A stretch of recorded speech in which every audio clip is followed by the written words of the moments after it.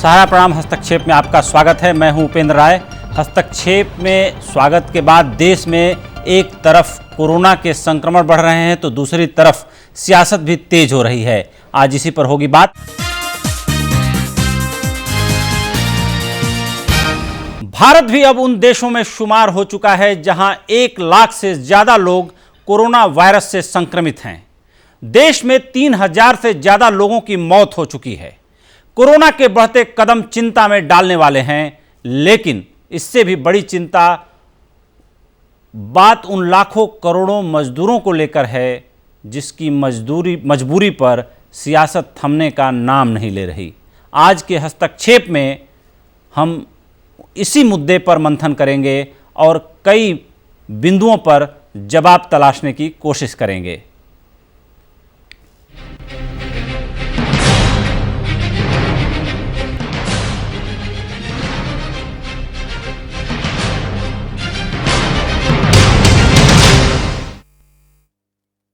उनमें मजदूरों की मुश्किलें सियासत के शोर में दब गई हैं। इसे लेकर उत्तर प्रदेश में बस पॉलिटिक्स और लेटर वार चल रहा है। बीजेपी और कांग्रेस खुद को मजदूरों का हितैषी बताने की होड़ में जुटी हुई हैं। योगी सरकार ने प्रवासियों को घर पहुंचाने के लिए प्रियंका गांधी की ओर से बसें उपलब्ध कराने की पेशकश तो स्वीकार कर ली, लेकिन इसके बाद कांग्रेस की ओर से सरकार को बसों की जो डिटेल दी गई उसमें पेच फंस गया।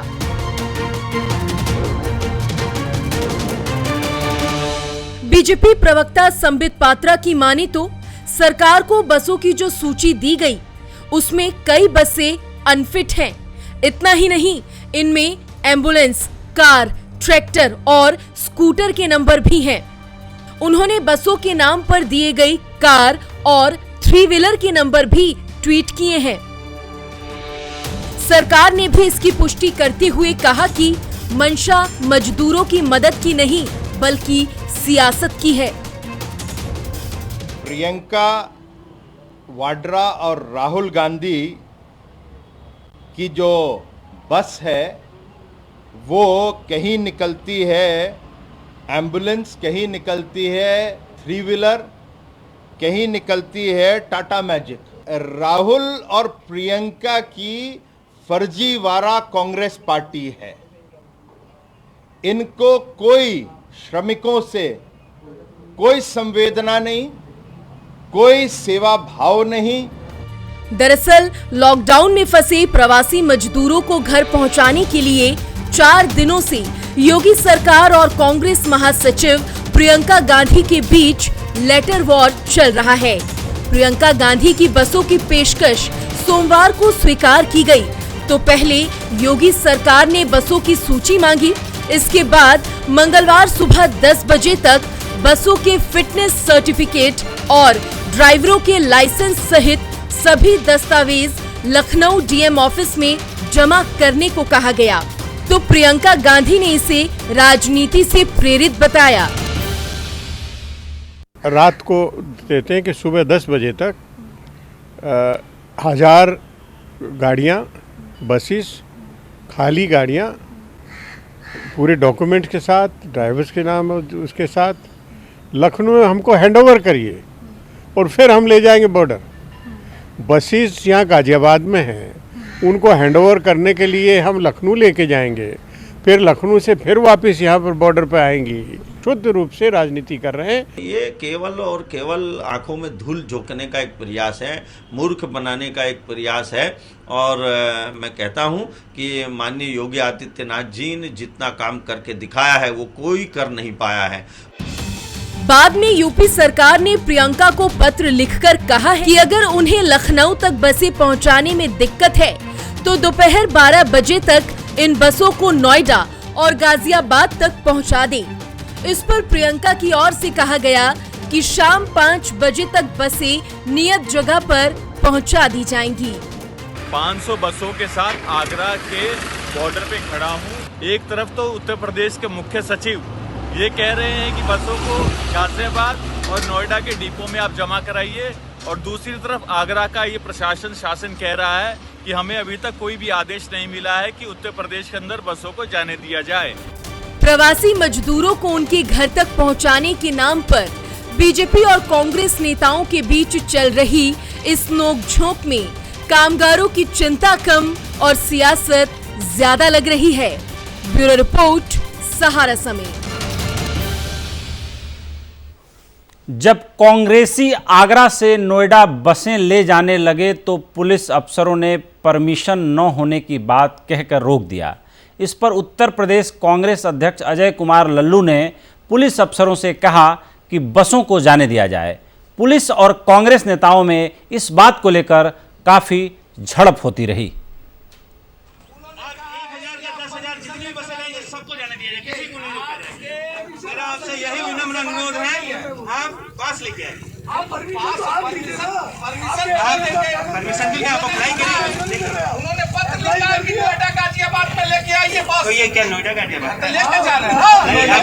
वैसे पलवल से होते जाइए चले गए होते तो उसके लिए अप्लाई करिए।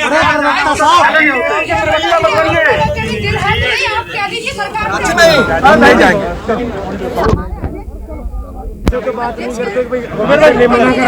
उमेर भाई हम अध्यक्ष के पीछे हैं, अध्यक्ष के साथ हम अध्यक्ष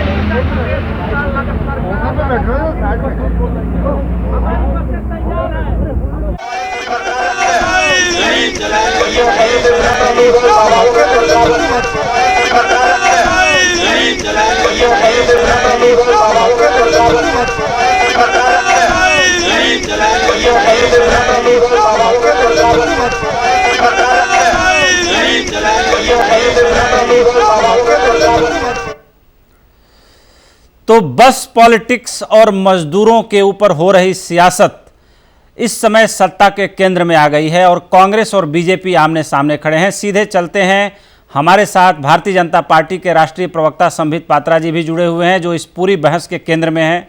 अलका लांबा जी जुड़ी हुई हैं और डॉक्टर के अग्रवाल कोरोना से तमाम चीज़ों को जानने और समझाने के लिए हमारे साथ जुड़े हुए हैं और सफदरजंग हॉस्पिटल के डीन डॉक्टर अनूप कुमार भी हमारे साथ जुड़े हुए हैं। सबसे पहले संबित जी से सवाल ले रहा हूं। संबित जी, आगरा बॉर्डर पे इतना हो हल्ला हो रहा है, योगी जी ने 487 ट्रेनें चलाकर कीर्तिमान स्थापित किया है देश में, हजारों बसों से छात्रों से लेकर श्रमिकों को बुलवाने का काम किया है। अगर कांग्रेस की 1000 बसों को आप लोग चलने दे तो इसमें आपत्ति क्या है?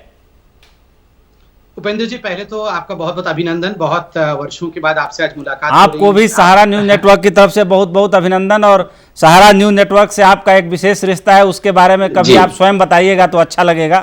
जी। जहां तक आपका प्रश्न है, बिल्कुल आप सही कह रहे हैं कि सहायता अगर कोई दे रहा है तो सहायता क्यों नहीं ली जाए। बिल्कुल इस प्रकार का कोई मनसा नहीं है कि सहायता लेना नहीं है, मगर याद रखिए हर किसी का एक SOP अर्थात स्टैंडर्ड ऑपरेटिंग प्रोसीजर होता है और उस स्टैंडर्ड ऑपरेटिंग प्रोसीजर का पालन करना यह अत्यंत अनिवार्य होता है। बसेस की लिस्ट बनाई जाती है, क्या वो बसेस फिट हैं, कहीं कहीं वो बसेस ब्लैकलिस्टेड तो नहीं है, बसेस के नंबर ठीक है कि नहीं, ड्राइवर के पास लाइसेंस है कि नहीं, क्लीनर, हेल्पर, कंडक्टर इत्यादि है कि नहीं, यह सब कुछ जांच परखने के बाद ही इस पर ठप्पा लगता है और आगे बढ़ती सरकार। देखिए 2-3 चीजें इसमें बहुत महत्वपूर्ण है। नंबर 1, ये जो पूरा का पूरा लिस्ट आया था, उस लिस्ट में अभी हम ब्रेकिंग न्यूज देख रहे थे, लगभग 69 ऐसे वाहन हैं जो कि बसेज नहीं है, वो एम्बुलेंस इत्यादि निकले। लगभग 10-20 ऐसे भी वाहन हैं जो दुपहिए निकले हैं। ये पूरा का पूरा एक आकलन जो है लिस्टिंग करके अभी उत्तर प्रदेश की सरकार ने जारी भी किया है। फिर भी आपका कहना होगा कि बहुत सारे बसेस तो हैं ही। देखिए उत्तर प्रदेश का जो सरकार है उसमें अगर राजस्थान परिवहन की बसेस प्रवेश करेंगी तो राजस्थान परिवहन के बसेस को प्रवेश करने के लिए एक नियम होता है कि आप वहां से राजस्थान की सरकार से परमिशन लें, उत्तर प्रदेश की सरकार से परमिशन लें, उस परमिशन को बसेस पे चिपकाएं। क्योंकि अगर देखिए उपेंद्र जी अगर नोएडा में रहते हैं और अगर वो दिल्ली में प्रवेश करना चाहते हैं तो बतौर पत्रकार वो भी एक परमिशन के साथ ही प्रवेश करेंगे। ये नियम है लॉकडाउन के समय का, ये नियम जो है ये संबित जी आप बहुत वरिष्ठ प्रवक्ता हैं, बीच में मेरे 2 छोटे छोटे सवाल हैं। चलिए 69 बसों को मान लिया जाए कि वो ऑटो और इत्यादि और एम्बुलेंस के नंबर निकल आए, 69 को माइनस करके 931 बसें हैं। प्रियंका गांधी कांग्रेस पार्टी की बहुत ही वरिष्ठ नेता है, या यूं कह सकते हैं कि पार्टी की का एक वन ऑफ द पिलर हैं। अगर वो कोई बात बोल रही हैं तो मुझे नहीं लगता कि राजस्थान सरकार को कोई आपत्ति होगी। राजस्थान में उनकी सरकार है। अब छोटी छोटी बातों में अगर सरकारें फंसी रहीं तो आप देख रहे हैं कि किस तरीके से मजदूरों की बदहाली देश के सामने है और मजदूर बहुत ज़्यादा परेशान हैं। मैंने तो कल अपने शो में ये तक कह दिया कि सरकार नामक संस्था पर से उनका भरोसा उठ गया है। अब ऐसे में आपको नहीं लगता कि इतना निटी ग्रिटी में फंसने के बजाय मन बड़ा करके 1000 बसें ही तो है, उससे बड़ा काम आप लोग ऑलरेडी कर चुके हैं, उत्तर प्रदेश सरकार कर चुकी है। अगर उनके मन में इस बात को लेकर पीड़ा है तो भारतीय जनता पार्टी ही उसे बड़ा मन करके मान ले, स्वीकार कर ले। नहीं, बिल्कुल बड़ा मन करके स्वीकार भी करना चाहिए, इसमें कोई छोटी बात नहीं। बड़े मन को रखने में कोई छोटी बात नहीं होती है, कोई अहंकार नहीं, मगर एसओपी का फॉलो होना चाहिए, नंबर 1।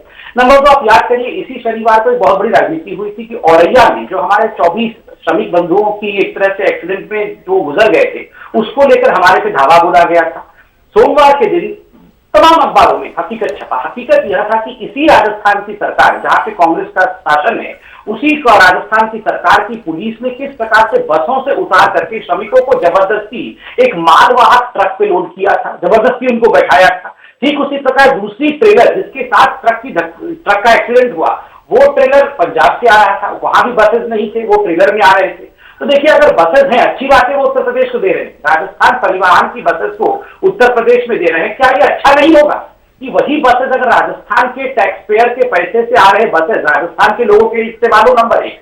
नंबर 2, यह भी महत्वपूर्ण होगा कि राजस्थान पहले उससे परमिशन दे दे कि हम अलाउ कर रहे हैं। आज कई जगह अजय जी जो कि राजस्थान के परिवहन मंत्री हैं, उनके इंटरव्यू को मैं सुन रहा था, वो कह रहे थे अगर प्रियंका जी चाहेंगी तो 2000 बस हम और चला देंगे।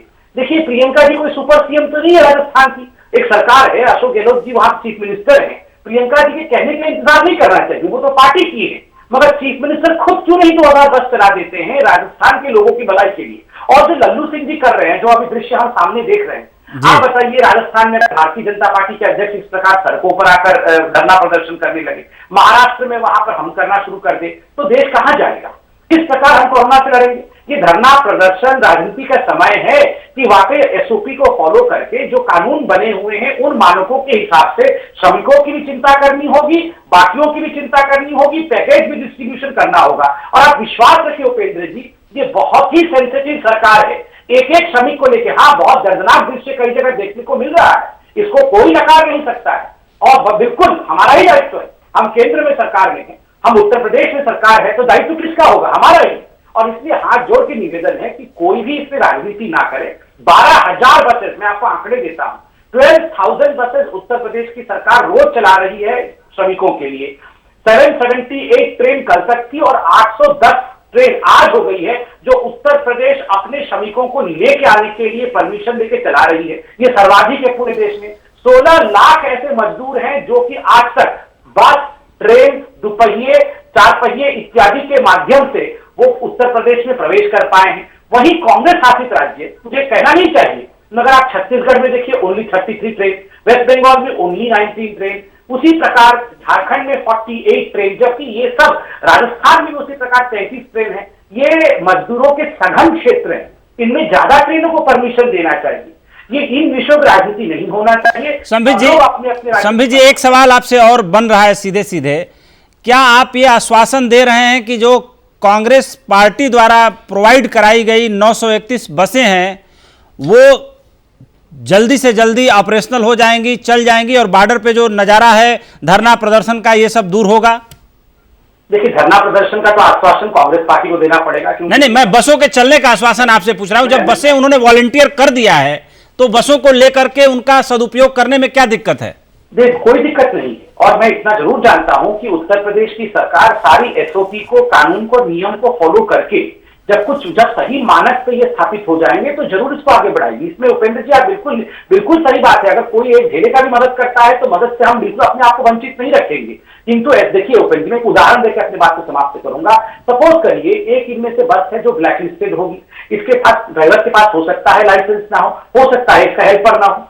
ईश्वर न करे कल को अगर इसी बस के कारण कोई एक्सीडेंट होता है और कुछ लोगों को घायल होना पड़ता है, तो आपका ये नैतिक दायित्व बनता है, आप हमें कटघरे पे खड़े करेंगे और हमसे पूछेंगे कि आपने जांच क्यों नहीं की थी। इस कारण से सभी विषयों का बारीकी से जांच होना चाहिए और इसमें किसी प्रकार का अधैर्यपन नहीं। देखिए, बस की कमी नहीं है, 12,000 बस चल रही है और भी बस की आवश्यकता है, इसमें भी कोई दो मत नहीं है, किंतु हम किसी को खतरे में नहीं डाल सकते हैं केवल इसलिए क्योंकि एक राजनीतिक इंपेशेंस दिख रहा है। ये इंपेशेंस नहीं होना चाहिए। संबित जी आप हमारे साथ अभी बने रहिए, आपको जाने की इजाजत मैं नहीं दे रहा हूं, आप हमारे साथ बने रहिए। एक सवाल मैं अलका जी से ले रहा हूं। अलका जी, राजस्थान में आप लोगों की सरकार है, आपकी सरकार काफी मजबूती से चल रही है राजस्थान में। अशोक गहलोत जी सरकार की तरफ से ही, अगर वहां के परिवहन मंत्री कह रहे हैं कि 1000 बस के अलावा 2000 बस और दे सकते हैं, अगर 3000 बसों का इतना पुख्ता इंतजाम राज्य सरकार कर सकती है, तो राज्य सरकार ही फ्रंट फुट पर आकर के राजस्थान और जितने अगल बगल के मजदूर हैं उनको डायरेक्ट ही क्यों नहीं भेजने का बीड़ा उठा रही है राज्य सरकार से बात करके? ये जो ऑफर आ रहा है वो पार्टी को फ्रंट पे रख के क्यों आ रहा है? सरकार भी ये काम कर सकती है, तो भी क्रेडिट कांग्रेस पार्टी को ही जाती और तो भी जो है सेहरा प्रियंका जी के माथे बच सकता था। उपेंद्र जी, ये क्रेडिट लेने की, श्रेय लेने की लड़ाई नहीं है। श्रेय अगर लेना है तो उत्तर प्रदेश के योगी आदित्यनाथ की कोशिश है। प्रियंका जी कह चुकी हैं 1049 बसें तैयार खड़ी हैं। खुद भाजपा के प्रवक्ता संबित पात्रा ने कहा है उसमें से 1019 में से 69 बसें फिट नहीं है। निकाल दीजिए 69, 1000 बसें, तीसरा दिन है, चौथा दिन आज 19 तारीख को खत्म हो रहा है। इससे ज्यादा असंवेदनशीलता, अमानवीयता क्या हो सकती है? मैं आपसे ये पूछना चाहूंगी, प्रियंका गांधी ना उत्तर प्रदेश की सांसद है, ना विधायक है, ना मुख्यमंत्री है, उनकी बिल्कुल जिम्मेदारी नहीं बनती थी, लेकिन फिर भी वो कर रही है। शायद यही उनकी सबसे बड़ी भूल और गलती है कि जिसकी जिम्मेदारी थी वो जिम्मेदारियों से पीछे हट चुके हैं और जिनकी जिम्मेदारी नहीं थी वो मदद के लिए मानवीय तरीकों पर हर तरीके से आगे आकर 1000 बसें खड़ी करती है। 16 तारीख को सुबह 4 बजे उरैया का हादसा हुआ। संबित पात्रा बारी बारी कह रहे राजस्थान के मुख्यमंत्री ने ऐसे भेज दिया था। ये तस्वीर है, प्लीज, मुझे मालूम नहीं आप दिखा पाएंगे या नहीं दिखा पाएंगे, दिखाइए।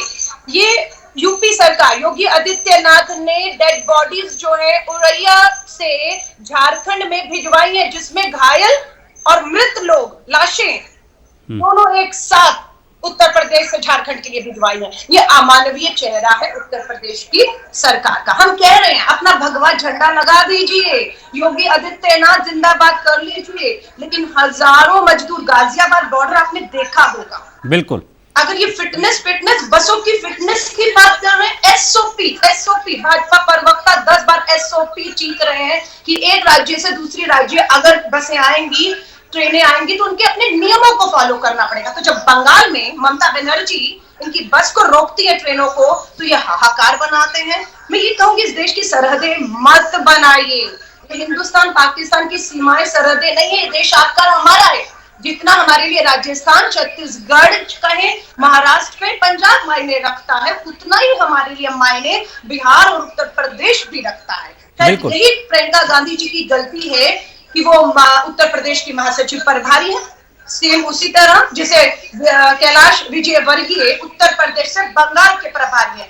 उपेंद्र जी, चुनौती है, निवेदन है, माफी चाहूंगी, ट्विटर खोलिए, कैलाश विजयवर्गीय का ट्विटर खोलिए, 50 ट्वीट है। बंगाल में पूरी तरह से सांप्रदायिक हिंसा, वहां पर राजनीति करने का काम इस समय वो कर रहे हैं जब मध्य प्रदेश में उनकी सरकार है, देश में उनकी सरकार है, पर वो बंगाल में धरना प्रदर्शन, राजनीति करके, हिंदू मुस्लिम करके नफरत फैला रहे हैं। वहीं प्रियंका गांधी अगर दिल्ली में बैठे बैठे अपने एक हेल्पलाइन नंबर से देश के जो है मजदूरों से पूछती है हमारे लिए मदद बताइए, वो एक मदद बताते हैं, हमें हमारे घर पहुंचा दीजिए।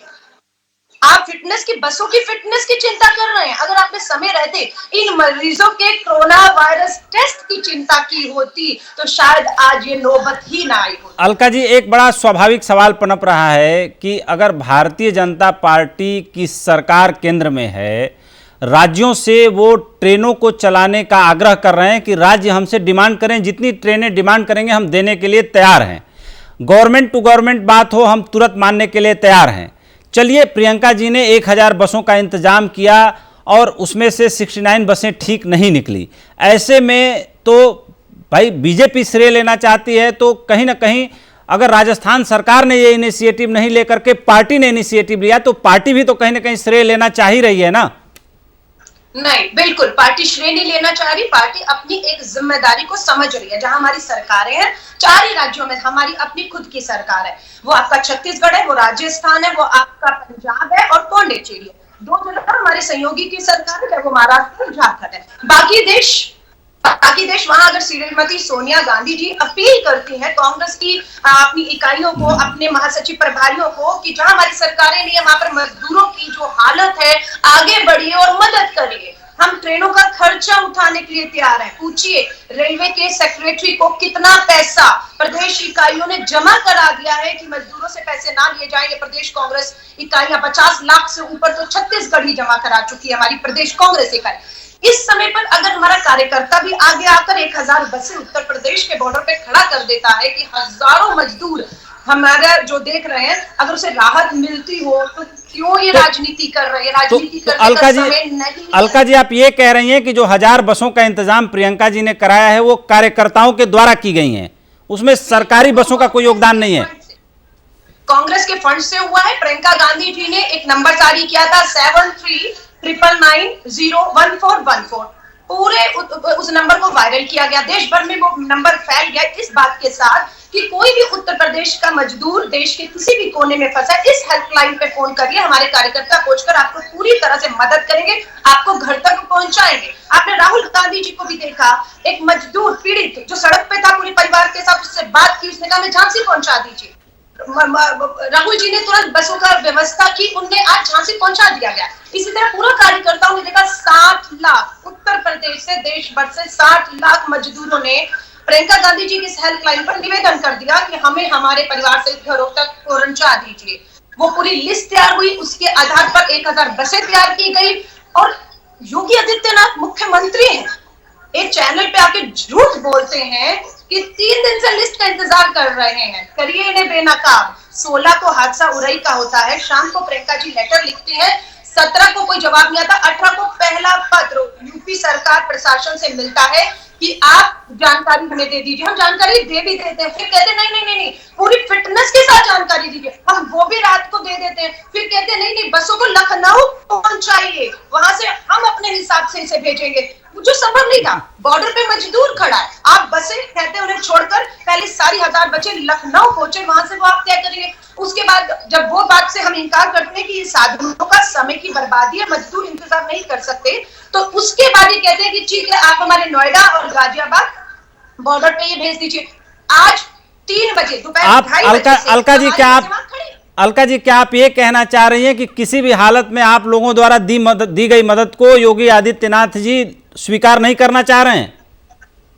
राजनीति है, मुझे साफ दिख रहा है। उनको लग रहा है कि उनको वो अपने फेल्योर की तरह देख रहे हैं कि जगह गाजियाबाद बॉर्डर, इन्होंने कहा 12000 बसें यूपी सरकार ने चलाई, माफी चाहूंगी, उत्तर प्रदेश के बाद मात्र अपनी खुद की 5000 बसें हैं, वो भी पूरी तरह नहीं चलाई गई होगी। अगर चलाई गई होती तो वो भी दिखती जिस तरह से गाजियाबाद के बॉर्डर पे मजदूर त्राही कर रहा है।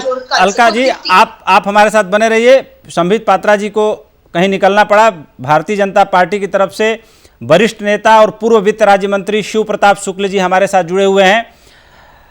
बहस बस पॉलिटिक्स पे चल रही है। जिस तरीके से लगातार पत्रों का दौर जारी है और जिस तरीके से आगरा में कांग्रेस कार्यकर्ताओं का जो धरना प्रदर्शन जारी है, इसको लेकर के पूरे देश के केंद्र में 1000 बसों की राजनीति छाती हुई दिखाई दे रही है। मेरा एक बड़ा सीधा सा सवाल है कि जब चुनाव का मौसम आता है, रैलियां होती हैं, तो हजारों हजार की तादाद में बसें सड़कों पर आ जाती है, कार्यकर्ता एक जगह से दूसरी जगह रैलियों में ढो के लिए लाए जाते हैं। हमारे देश में 20,000 के करीब ट्रेनें हैं और 20 लाख के करीब बसें हैं। ऐसे में कुल प्रवासी मजदूर करीब 8 करोड़ ही हैं जो एक जगह से दूसरे जगह जाना चाहते हैं और बेचारे जा नहीं पा रहे हैं, परेशान हैं। ऐसे में मैं बीजेपी की सरकार या केंद्र सरकार को कटघरे में नहीं खड़ा कर रहा हूं, लेकिन इतना जरूर आपसे पूछना चाह रहा हूं कि क्या केंद्र सरकार अगर इच्छा शक्ति दिखाती तो जो क्षमता 9-10 करोड़ लोगों को एक दिन में बस और ट्रेन को मिलाकर ढोने की है, वो क्या इतने दिनों में 8 करोड़ मजदूरों को एक जगह से दूसरे जगह नहीं पहुंचाया जा सकता सभी राज्यों से कोऑर्डिनेट करके? आप मुझसे ही पूछ रहे हैं ना? जी, आपसे पूछ रहा हूं। फिर से सवाल करूं? उपेंद्र जी अभी नहीं, ठीक है, आपका सवाल मैंने सुन लिया जी। देखिए, आप जब अलका जी से पूछ रहे थे तो मैं पीयूष गोयल जी का बयान वो कहना चाहूँगा जिसमें उन्होंने राज्यों से संपर्क करके ये कहा कि आप लोगों को ट्रेन की जो आवश्यकता है उसको हमको बता दीजिए। पश्चिम बंगाल ने 19 ट्रेनों का विवरण दिया, उससे अधिक ममता जी ने को आवश्यकता नहीं थी। उत्तर प्रदेश के मुख्यमंत्री श्री योगी आदित्यनाथ ने लगभग 500 बसों ये ट्रेनों के संदर्भ की बात कही, और जब तक राज्य सरकार के तरफ से सूची नहीं आएगी तब तक के निश्चित रूप से जान लीजिए कि मजदूर नहीं जा पाएंगे। मैक्सिमम स्थिति क्या है? महाराष्ट्र में मजदूर फंसे हुए हैं, राजस्थान में मजदूर फंसे हुए हैं, छत्तीसगढ़ में मजदूर फंसे हुए हैं, कुछ मध्य प्रदेश में भी फंसे हुए हैं, कुछ कर्नाटक में भी फंसे हुए हैं। लेकिन आप भी जानते हैं उपेंद्र जी, हम लोग भी जानते हैं कि महानगरों की स्थिति ऐसी है जिसमें लोग कमाने खाने के लिए जाते हैं। तो महाराष्ट्र से अगर कोई सूची नहीं मिलेगी, राजस्थान से सूची नहीं मिलेगी, तो स्वाभाविक रूप से किस स्थान पर भारत सरकार अपने ट्रेनों को भेजेगी। जहां तक बसों की बात है, बस के संदर्भ में राज्यों का उस पर पूरा का पूरा नियंत्रण होता है। दिल्ली से भी बात हुई, उत्तर प्रदेश ने साफ साफ ये कहा कि हम ढोर सबसे पहले हम ये कहेंगे कि उत्तर प्रदेश से बसें जाकर के मजदूरों और छात्रों को राजस्थान से लेकर के आई, कोटा से छात्रों को लेकर के आई। यह जब कोई बात ही नहीं चले थी तो भी योगी आदित्यनाथ जी ने अगुवाई कर करके इस बात को किया था। उसके बाद ही जगह जगह से मांग उठी, उसके पहले नहीं उठी थी। बिल्कुल, ये बात से कोई इनकार भी नहीं कर रहा है। देखिए, इस बात से कोई इनकार नहीं कर रहा है, जितने राज्य हैं, उत्तर प्रदेश 23 करोड़ की आबादी वाला राज्य है, और राज्य की जरूरत और मांग को देखते हुए योगी आदित्यनाथ ने सधे हुए कदमों से अपनी पहल की। करीब 500 के आसपास ट्रेनें उन्होंने केंद्र सरकार से मांग की, चलवाई, कोटा से छात्रों को मंगाया, इससे किसी को इनकार नहीं है। लेकिन कहीं ना कहीं जो प्रियंका गांधी और उनके कांग्रेस कार्यकर्ताओं ने आपस में पैसा जोड़ करके 1000 बसों का इंतजाम किया है, अब उसकी संख्या 931 कह सकते हैं, क्योंकि उसमें से 69 बसें जो है फिट नहीं है, या कुछ नंबरों की गड़बड़ी के कारण ऑटो रिक्शा और एम्बुलेंस का नंबर निकल आया है। तो आपको नहीं लगता कि थोड़ा मन बड़ा करके उन 931 बसों को ले लेना चाहिए? इसमें इतना लिखा पढ़ी, इतना निटी ग्रिटी, इतना माइक्रो लेवल पे जाने की जरूरत क्या है? ये आपदा का समय है, ऐसे में सबका हाथ, सबका विश्वास जोड़ के एक नई पहल करने की जरूरत है। नहीं, देखिए उपेंद्र जी, अवनीश अवस्थी जो अपर मुख्य सचिव है उत्तर प्रदेश की जी, उन्होंने पत्र लिख करके ये कहा कांग्रेस को कि आप इस सीमा पर 500 भेजिए, गाजियाबाद पर 500 बस भेजिए। उन बसों की सूची मांगी, ड्राइवर के नाम, उनके मोबाइल मांगे। मैं जरूर ये सवाल करना चाहता हूं कि नाम और मोबाइल क्यों नहीं मिले? अगर मिले तो जो नंबर मिले उन नंबर में जो है कोई ऑटो आ जा रहा है, कोई एम्बुलेंस आ जा रहा है, कोई कहीं आ जा रहा है। इसका मतलब यह कि जिस प्रकार से एक बार बिहार में चारा घोटाला हुआ, राजनीति करने के लिए आज भी मजदूरों की राजनीति कर लिए घोटाला करने की जरूरत है क्या? और अगर बस देनी थी, मजदूर आ रहे हैं महाराष्ट्र से, मजदूर आ रहे हैं राजस्थान से, मजदूर जा रहे हैं छत्तीसगढ़ से मध्य प्रदेश होते हुए, क्या वह बस है अलका जी हम आपके पास आएंगे, और उन राज्यों को नहीं दी जानी चाहिए थी क्या? अगर दे दिया जाता तो उसी से वो मजदूर आ जाते। उत्तर प्रदेश में राजनीति करने के लिए 1000 बसों की बात कही जा रही है। आप लोग आप हमारे साथ सर, आप हमारे साथ जुड़े रहिए। मैं ये सारा संकट कोरोना महामारी के कारण पैदा हुआ है और अब भारत भी 1 लाख से ज्यादा कोरोना पॉजिटिव मरीजों की सूची को पार कर गया है। ऐसे में जब भारत में राजमार्गों पर चलते हुए लाखों की तादाद में मजदूर अलग अलग दिशाओं से, कह सकते हैं कि वो संख्या करोड़ों में हो सकती है अगर पूरे देश की संख्या जोड़ी जाए, तो गांवों की तरफ पहुंच रहे हैं। ऐसे में एक तरफ जहां इकोनॉमी को चलाने का संकट है, उद्योग धंधों को खोलने का संकट है, बाजारों को खोलने का संकट है, वैसे में 1 लाख से ऊपर की संख्या हमें चिंता में भी डालती है। और दूसरी तरफ गांव की तरफ पहुंच रहे मजदूर जो शहरों से होकर जा रहे हैं, संक्रमण फैलने का डर भी सबको सता रहा है। 30 जनवरी को सामने आया था, तब से लेकर अब तक यानी 111 दिनों में संक्रमित मरीजों की संख्या 1 लाख को क्रॉस कर गई है। दुनिया में भारत समेत ऐसे 11 देश हैं जहां 1 लाख से ज्यादा लोग कोरोना से संक्रमित हुए हैं। इस पूरे मुद्दे पर एक रिपोर्ट हम अपने दर्शकों को दिखाना चाहते हैं और हमारे साथ डॉक्टर के अग्रवाल जी और डॉक्टर अनूप कुमार जी भी जुड़े हुए हैं। उनसे भी हम इस चर्चा को आगे बढ़ाएंगे कि जब 1 लाख की संख्या को हम पार कर गए हैं और हजारों की तादाद में अलग अलग राजमार्गों पर लोग अपने गांव की तरफ बढ़ रहे हैं और जहां जहां इन मजदूरों को टेस्ट किया गया उसमें से कुछ मजदूर कोरोना पॉजिटिव भी पाए गए। ऐसे में सवाल ये उठता है कि एक तरफ कुआं तो एक तरफ खाई जैसी स्थिति है। सीधे हम सवाल ले रहे हैं डॉक्टर के अग्रवाल जी से, जो उससे पहले एक रिपोर्ट दिखा लेते हैं। हमारे पीसीआर का कहना है, तो सीधे पहले रिपोर्ट की तरफ चलते हैं, फिर हम के अग्रवाल साहब से सवाल लेंगे।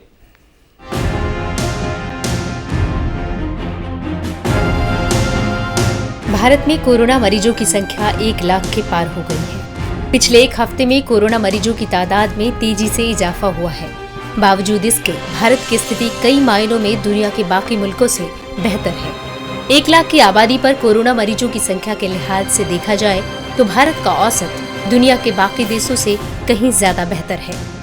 भारत में 1 लाख की आबादी पर 7 लोग ही कोरोना की चपेट में आए हैं, जबकि दुनिया का औसत देखा जाए तो 1 लाख की आबादी पर 60 कोरोना मरीज पाए गए हैं। अमेरिका और स्पेन में 1 लाख की आबादी पर कोरोना मरीजों की संख्या 494 है, जबकि इंग्लैंड में 1 लाख की आबादी पर 361, इटली में 372, जर्मनी में 210, फ्रांस में 209, रूस में 195, तुर्की में 180 और ईरान में 145 मरीज हैं।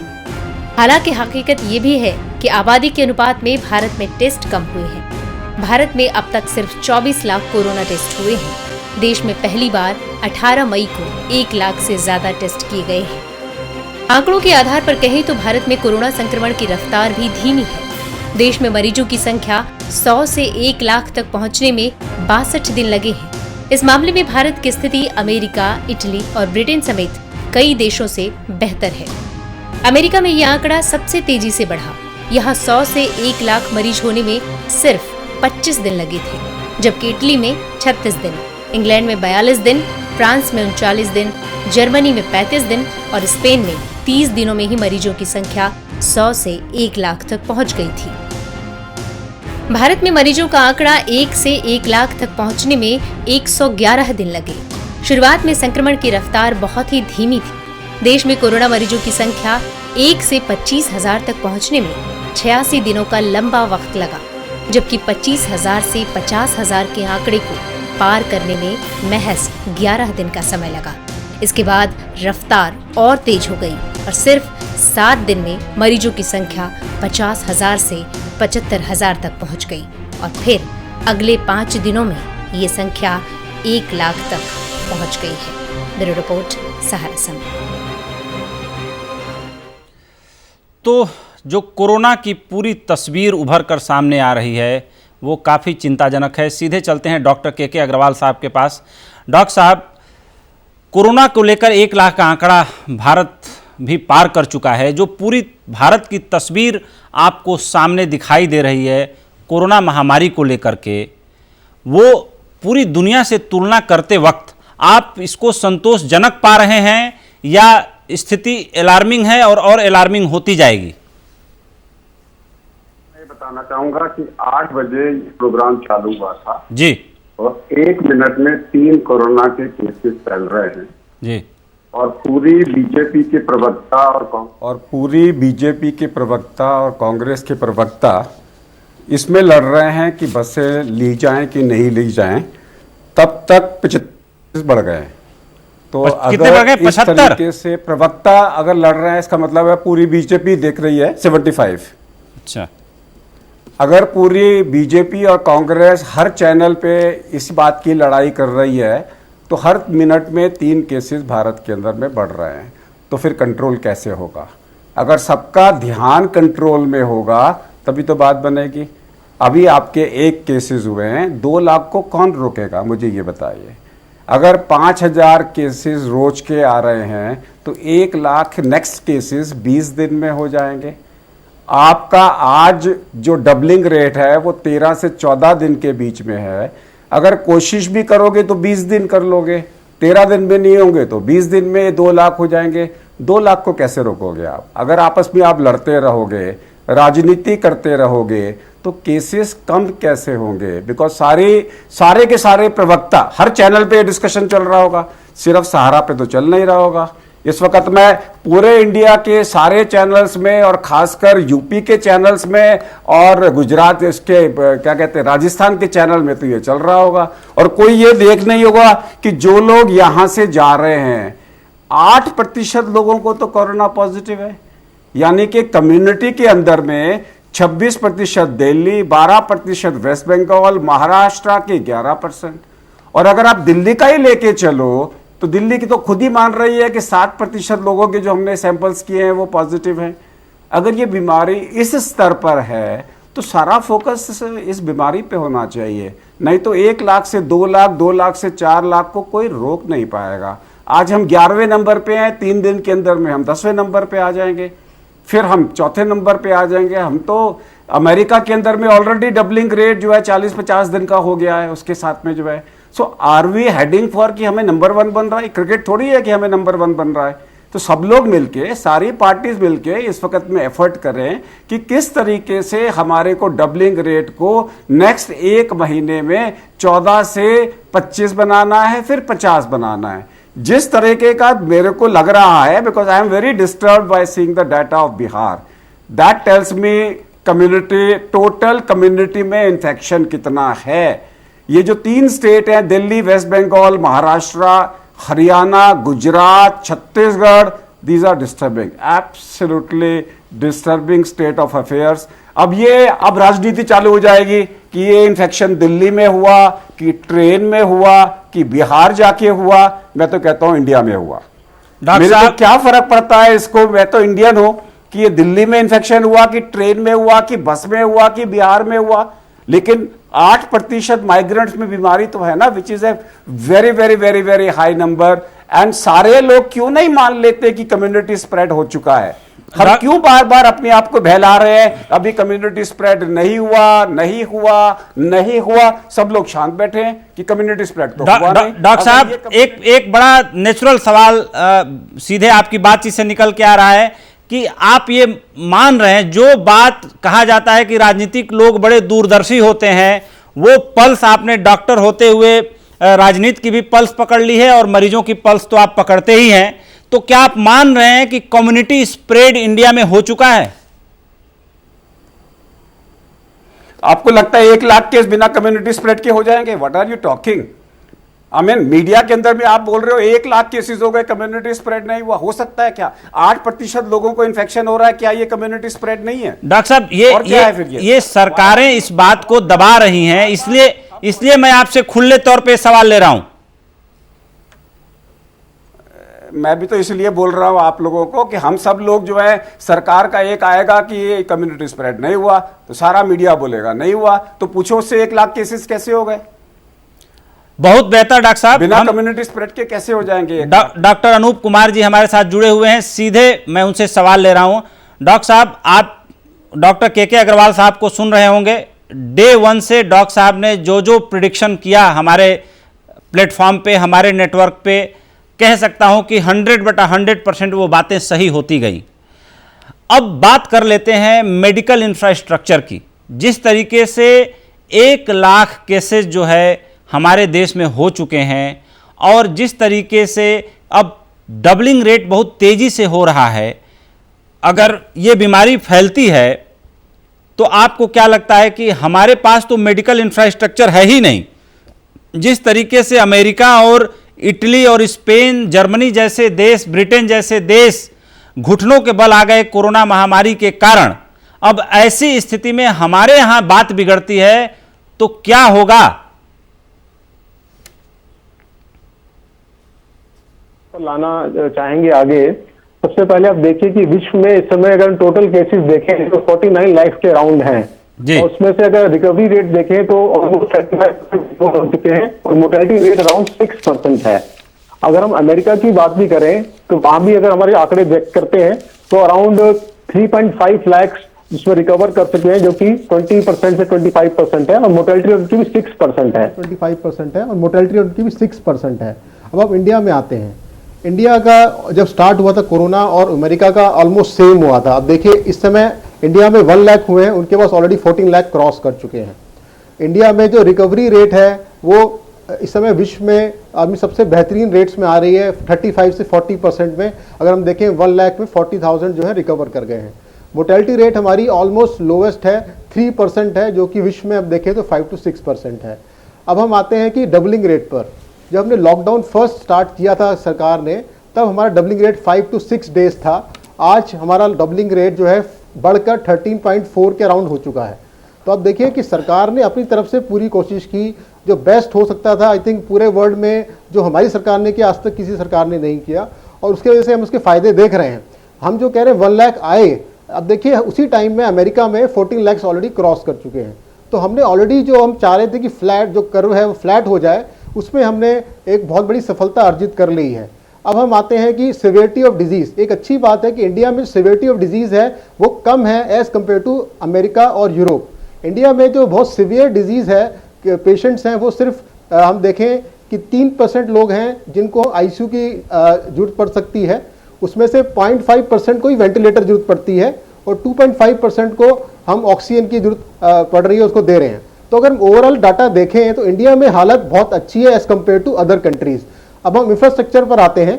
सरकार ने इन पिछले 60 दिनों में जितने आईसीयू बेड्स बनाए हैं, जितने कोविड, आपको पता है 3 तरह की फैसिलिटी बनाई है कि कोविड केयर, दूसरा down level 2 and then level 3 dedicated hospital बनाए हैं।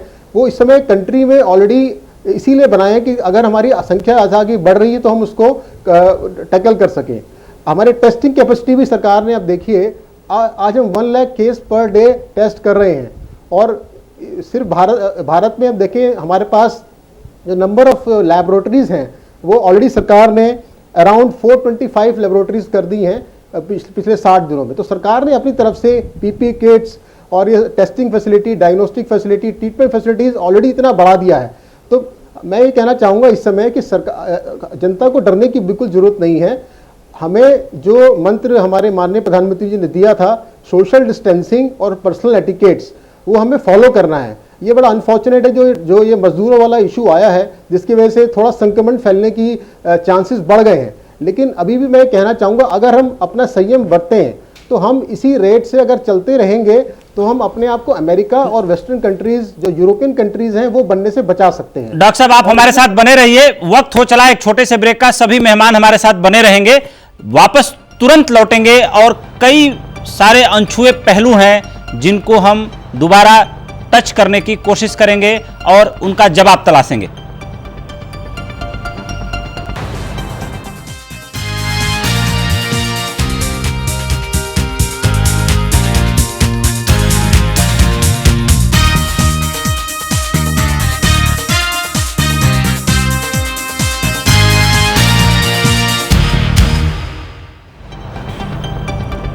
ब्रेक के बाद आप सभी का स्वागत है। लाख दावों के बावजूद मजदूरों की मुसीबतें कम नहीं हो रही हैं। मुंबई के बांद्रा इलाके में एक बार फिर अचानक हजारों मजदूरों की भीड़ जमा हो गई। दरअसल मजदूरों को ये सूचना मिली थी कि बांद्रा से यूपी और बिहार के लिए विशेष श्रमिक ट्रेनें चलाई जा रही हैं। इसके बाद वहां हजारों मजदूरों की भीड़ जमा हो गई। बाद में पुलिस की ओर से उन्हें बताया गया कि जिन मजदूरों के नाम पहले से ही लिस्ट में दर्ज हैं, सिर्फ वही ट्रेन में यात्रा कर पाएंगे। भीड़ इतनी ज़्यादा थी कि एक बार फिर सोशल डिस्टेंसिंग की धज्जियां उड़ी। इस भीड़ को नियंत्रित करने के लिए पुलिस को हल्का बल प्रयोग भी करना पड़ा। इसके पहले भी लॉकडाउन के दूसरे चरण में बांद्रा स्टेशन पर हजारों की संख्या में मजदूर जमा हो गए थे और अफवाह की वजह से स्थिति बेकाबू हो गई थी।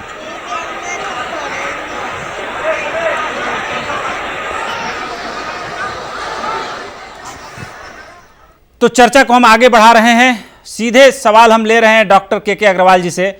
डॉक्टर साहब, 3-4 चुनौतियां हैं देश के सामने। पहली चुनौती यह है कि आर्थिक गतिविधियों को शुरू नहीं किया गया तो लोग भूखे मर जाएंगे। इन्फोसिस चेयरमैन श्री नारायण मूर्ति ने करीब 10 दिन पहले इकोनॉमिक टाइम्स के इंटरव्यू में, आपको लगता है ऑडियो नहीं मिल रही है, आपके पास हम दोबारा आएंगे, तब तक हम अलका जी से सवाल ले रहे हैं। अलका जी, जिस तरीके से अब कोरोना का जो संक्रमण तेजी से फैल रहा है, ऐसी स्थिति में जो मजदूर घरों की तरफ लौट रहे हैं उनसे भी संक्रमण की काफ़ी संभावना बताई जा रही है। एक तरफ देश के सामने चुनौती ये है कि अर्थव्यवस्था और जो पहिया रुक गया उसको चलाया जाए, नहीं तो लोग भूखे मर जाएंगे। क्योंकि इन्फोसिस चेयरमैन श्री नारायण मूर्ति ने कहा था कि कोरोना से उतने लोग नहीं मरेंगे जितने भूख से मर जाएंगे। ऐसी स्थिति में अगर सरकार उद्योग धंधों को खोलने की दिशा में, राज्यों को आज़ादी देने की दिशा में काम कर रही है, अगर ये संक्रमण ज़्यादा फैलता है तो जाहिर सी बात है कि अपोजिशन सरकार के ऊपर ही ठीकरा फोड़ेगा और सरकार को ही इसके लिए जिम्मेदार ठहराएगा। ऐसे में आपको नहीं लगता कि बसों की पॉलिटिक्स को छोड़ करके एक कंस्ट्रक्टिव योगदान कांग्रेस पार्टी समेत सारी विपक्षी पार्टियों को देना चाहिए? क्योंकि कोरोना का जो संकट है वो काफ़ी और ज़्यादा बढ़ने वाला है। ऐसा सारे मेडिकल एक्सपर्ट्स ने कहा है कि जून और जुलाई में ये मैक्सिमम हो जाएगा, यानी 8 लाख 10 लाख का आंकड़ा भी ये क्रॉस कर सकता है। ऐसे में जैसा डॉक्टर के अग्रवाल कह रहे थे, आपने सुना भी कि राजनीति छोड़कर सभी पॉलिटिकल पार्टियों को इस बड़े खतरे की तरफ ध्यान देना चाहिए। ऐसे में आप क्या मानती हैं कि कांग्रेस पार्टी का क्या स्टैंड होगा? उपेंद्र जी, मैं डॉक्टर अग्रवाल से बिल्कुल सहमत हूं। जब 1 लाख का आंकड़ा हमारे सामने खड़ा होता है तो पता लगता है कि महामारी फैल चुकी है पूरी तरीके से। अब वो मेडिकल प्रोफेशनल्स हैं, उनकी रिस्पेक्ट करती हूँ, वो उसी मुद्दे पर बोलेंगे। हम पॉलिटिकल लोग हैं, हम देख रहे हैं कि गाजियाबाद के बॉर्डर के ऊपर जो सोशल डिस्टेंसिंग की बात दूसरे डॉक्टर साहब ने भी कही है, प्रधानमंत्री जी ने कहा सोशल डिस्टेंसिंग बना कर रखी, लेकिन गाजियाबाद में आपने देखा मजदूरों की सोशल डिस्टेंसिंग, और अभी आपने मुंबई की तस्वीरें दिखाई है। अगर कांग्रेस आगे आकर हर तरीके के सहयोग की बात करती है तो ये कंस्ट्रक्टिव पॉलिटिक्स नहीं है, मुझे समझ नहीं आता।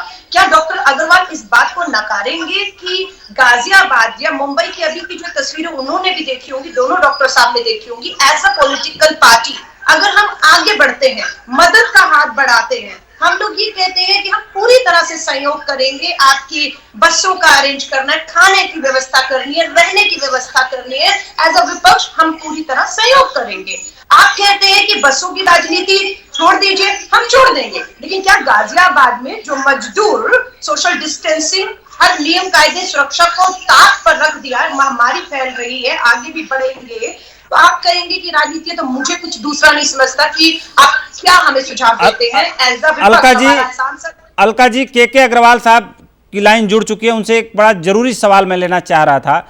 डॉक्टर साहब, जिस तरीके से दिल्ली में आज ट्रैफिक बड़ा तेजी से दौड़ता हुआ दिखाई दिया, सड़कों पर भीड़ दिखाई दी, ऑड एंड इवन के हिसाब से दुकानें खुल रही हैं, बाजार खुल रहा है, और ये एक बड़ा संकट इसलिए भी है क्योंकि राज्यों के सामने रेवेन्यू का सबसे बड़ा संकट है। क्योंकि अगर ये चीज़ें नहीं चलेंगी तो लोग सही में भूखे मर जाएंगे। तमाम टैक्सी वाले, ऑटो वाले मीडिया से बात करते हुए दिखाई दिए कि हमारे घर में राशन नहीं था, खाना नहीं था, हम तो भूखे मर जाते।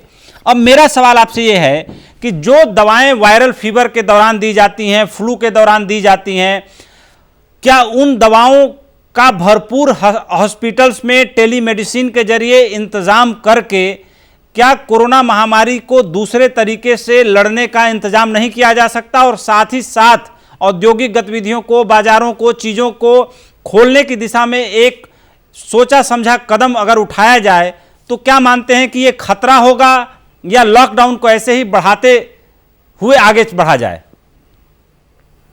नहीं, लॉकडाउन को बढ़ाने का कोई मतलब नहीं है जी। अगर लॉकडाउन आपने इस चक्कर में किया था कि हमें बीमारी रोकनी है तो फिर 31 जनवरी को जब केरला में केस हुआ था तब करना चाहिए था इंटरनेशनल बॉर्डर को बंद। हमने 22 मार्च को किया ताकि हम प्रिपेयर्ड कर सकें।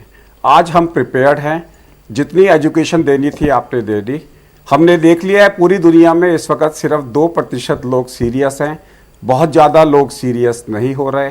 भारत के अंदर में भी 1 लाख में 2000 से ज़्यादा लोग इस वक्त में सीरियस नहीं होंगे। उतने वेंटिलेटर्स हमारे पास हैं, मुझे उसकी चिंता नहीं है। मुझे चिंता सिर्फ इस बात की है कि जो लोग दिल्ली छोड़ के जा रहे हैं उनको हम रिस्पेक्टफुली क्यों नहीं उनके घर पहुंचा रहे, उनकी स्टेट में पहुंचा रहे, और अगर उनको इन्फेक्शन है तो उनको आइसोलेट कर दो। अब वो दिल्ली में उसको इन्फेक्शन है कि बिहार में इन्फेक्शन है, दोनों जगह ट्रीटमेंट तो सेम है। इन सब लोगों को, अगर हमारे दिल्ली के अंदर में 60% लोगों को इन्फेक्शन है तो आज की डेट में सरकार का कोई रोल नहीं बचा।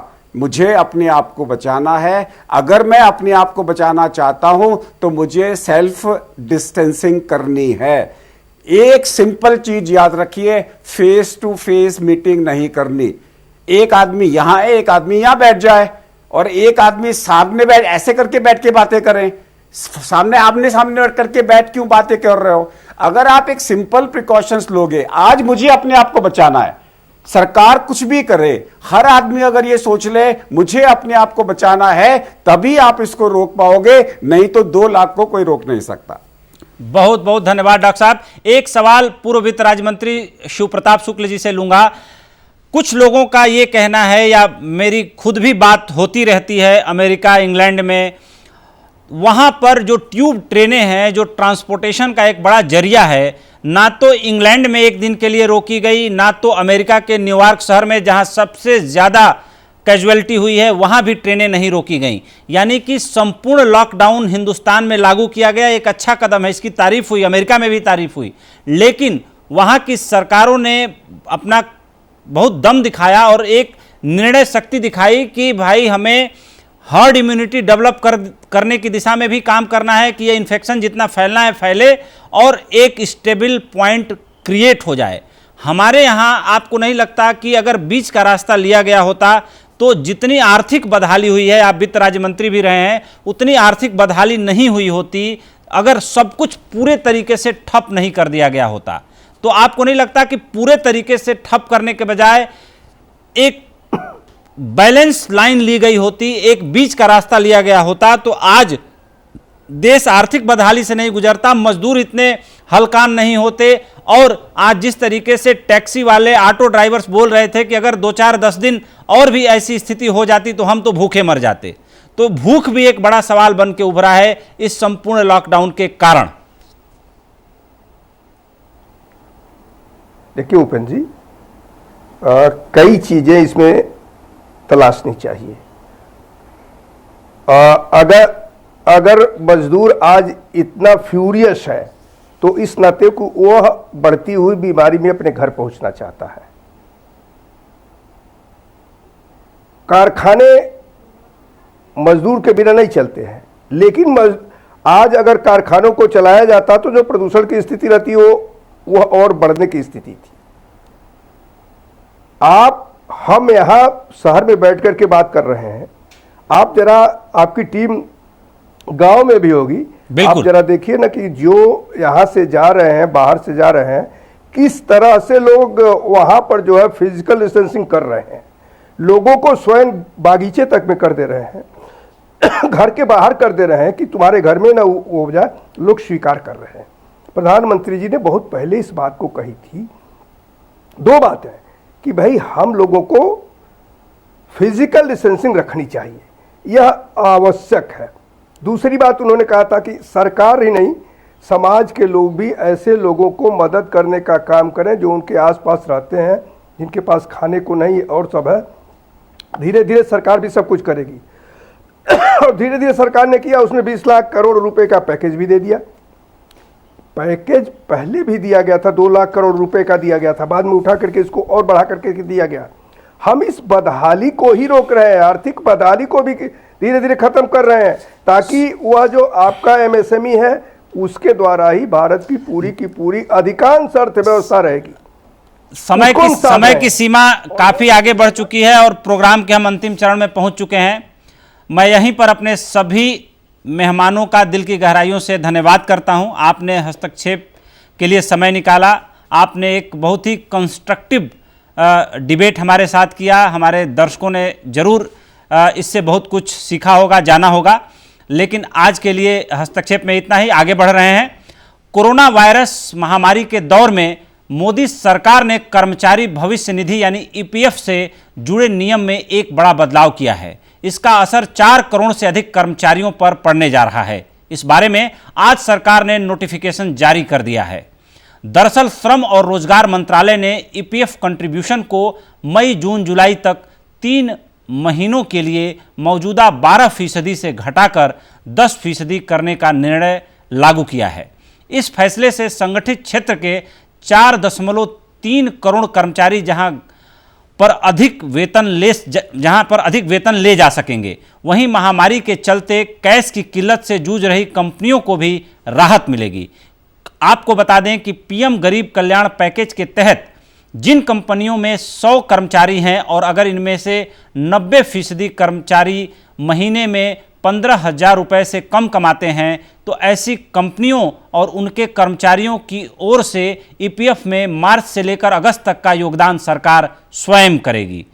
श्रम मंत्रालय ने जारी अधिसूचना में कहा है कि ईपीएफ योगदान में कमी की वजह से कर्मचारियों को जून जुलाई अगस्त में मिलने वाला वेतन अधिक होगा और नियोक्ताओं के कंट्रीब्यूशन यानी अंशदान में भी कमी आएगी। अनुमान है कि इस निर्णय से अगले 3 महीनों में 6,750 करोड़ रुपए की नकदी बढ़ेगी। इस संबंध में वित्त मंत्री ने पिछले हफ्ते ही घोषणा की थी।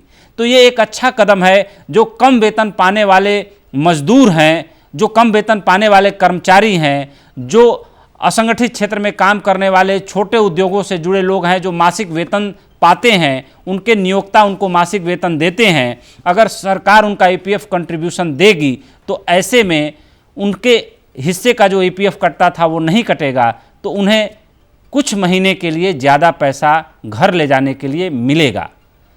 तो मोदी सरकार छोटी छोटी चीज़ों को जोड़ करके एक बड़ा अवसर क्रिएट करने की कोशिश कर रही है, इससे बिल्कुल इनकार नहीं किया जा सकता। आज हस्तक्षेप में इतना ही, हमें दीजिए इजाज़त। लेकिन सहारा न्यूज़ नेटवर्क की मुहिम है कि कोरोना से हमें हारना नहीं है, इस लड़ाई को हर हाल में जीतना है। हमें मायूस नहीं होना है, हमें नाउम्मीद नहीं होना है। हमें अपने संकल्प की शक्ति को महामारी से बहुत बड़ा बनाकर दिखाना है और हर हाल में दिखाना है। जब हौसला बना लिया ऊंची उड़ान का, तो फिर फिजूल है देखना कद आसमान का। तो हस्तक्षेप में हमें दीजिए इजाजत। कल फिर हाजिर होंगे एक नए बुलेटिन के साथ। बहुत बहुत धन्यवाद। सहारा प्रणाम।